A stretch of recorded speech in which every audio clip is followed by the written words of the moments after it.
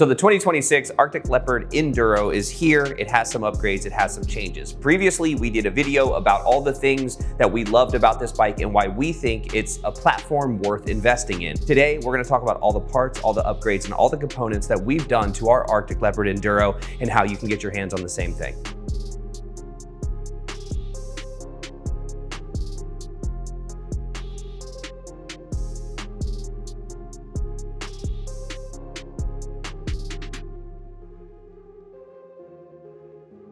So here are some of the things that we talked about previously, issues that we had with the bike and stuff that we didn't like. This is just the stuff that they fixed. It has nothing to do with the aftermarket parts. You probably can't tell just by looking at it. The seat, they fixed it. It's about 2 times thicker, which makes it about 10 times more comfortable. The seat mounting hole is now underneath the fender as opposed to on top. I would like to see that bolt gone entirely. However, that's where we are. It's just underneath the fender now.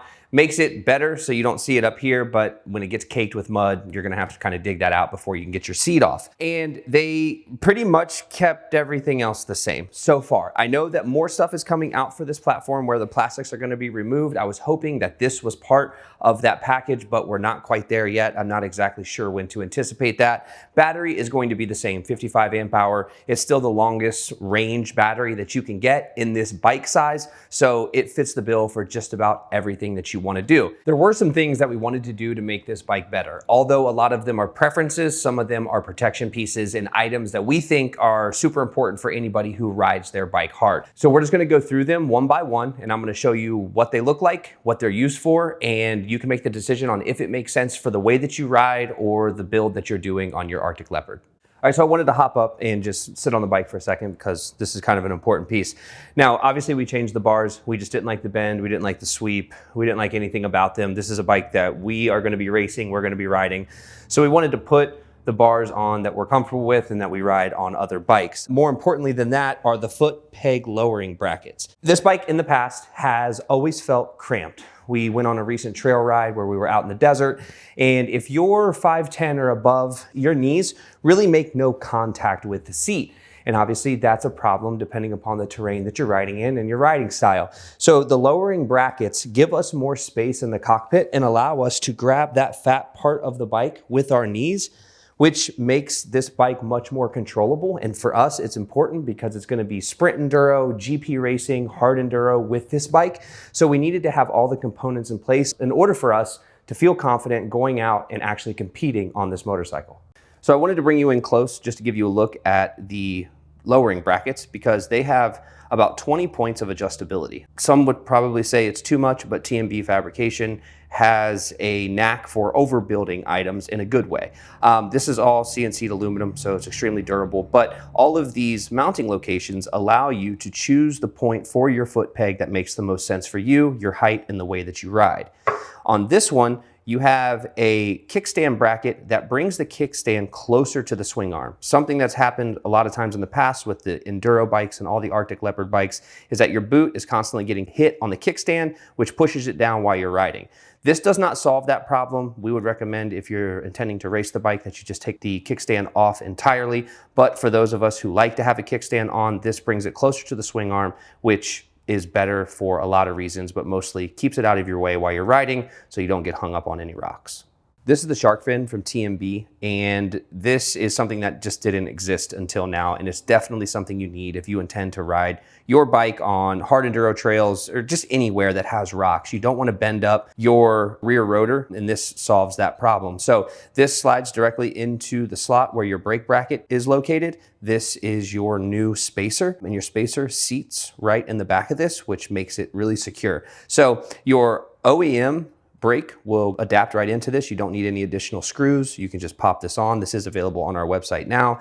And this is something we knew we had to have and something that has been a long time coming for this bike specifically, especially with the way that this bike is intended to be ridden. You need items like this to keep it safe and to be able to get home in one piece. Another item that we have that is probably often overlooked is the wheel spacers. So these wheel spacers were designed specifically for the Enduro and the other Arctic Leopard models. Now what these do is they seat inside your wheel bearing and inside your wheel a lot more flush, and it keeps out a lot of the dirt and grime that you're traditionally going to get on your wheel bearings. And why that matters is because over time, water, sand, dirt, mud just sits in there and it erodes your wheel bearings and causing you issues down the road. For a small price, you can have a peace of mind that you don't have to worry about your bike later on down the road, especially if you're riding in conditions similar to ours. Last up on the list of the new parts is the sprocket spacers. This is your rear sprocket spacer, which as you can see, pushes your rear sprocket out. And what this allows for is to run a bigger tire, and tires are something we're gonna get into next. This pushing your sprocket out requires you to also push your front sprocket out. Now this is your front sprocket spacer. So in tandem, these two items push your chain out and allow for more clearance for bigger tires. This also comes with rear sprocket bolts that are flush mounted so they don't protrude out like the ones that come on the stock sprocket. This product in itself is going to help you clear bigger tires. It's going to give you everything that you need in terms of just being able to run a true gummy, because we know a lot of gummies don't come in the size that we want, so we have to trim knobs. Trim knobs is not something that we want to do. It's out of necessity because nobody makes Moto tires like they do for traditional dirt bikes. We're forced to make things fit. Let's get into where the magic happens, and that really comes down to your tire compound. We took this thing out recently on a really rocky trail ride. We wanted to see what it could do in a stock configuration with the current tires, and it wasn't as good as what we wanted it to be. So what we ride here at the shop and on all of our Ultra Bs, which this is going to be conquering very similar, if not the exact same terrain, is the VE35 from IRC. This is just our go-to tire, our front tire that we all love. We've always used it and we're going to continue to use it in conjunction with the Pivotrax EXP soft rear 18-inch. So the reason we chose that is because it comes in a 100-118. So it's a little bit more narrow. It fits the swing arm a little bit better. And with the sprocket spacers and the wheel spacers, that whole combo allows us to fit a wider tire without having to trim knobs. That is what's important for us. We don't want to compromise the integrity of the tire, although sometimes it's necessary for us. We want to keep it as true as we possibly can.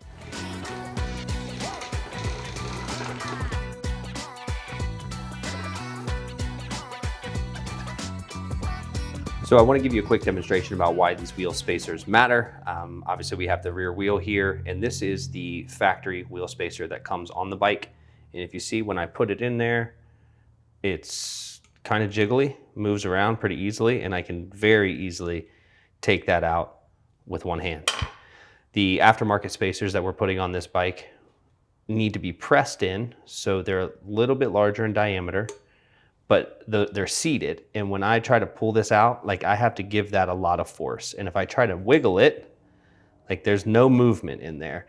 And the whole purpose of this is to keep all debris, mud, sand out of the inside of your wheel bearing so you don't have uneven wear and you have a wheel problem well before you expect it to. Another good thing that's coming from tech, and another thing that this bike desperately needs, is a true Moto braking system. We will have that in the next week, and we will be testing, and then we'll do an update video so you guys can see exactly how those new brakes performed against the old brakes, which aren't terrible, but obviously the bigger, the better when it comes to your braking. All right, so what's next for this bike for us? Well, we have kind of really went all in on this platform. We think Arctic Leopard, having the battery that it has, at the price you can get the bike for, with the power options, it's really the best bike on the market for the way that we intend to ride it. So if you guys have any questions about how it's going with us, or things that you need to know that maybe I didn't answer in this video, please leave us a comment, give us a call, and we'll see you guys on the next one.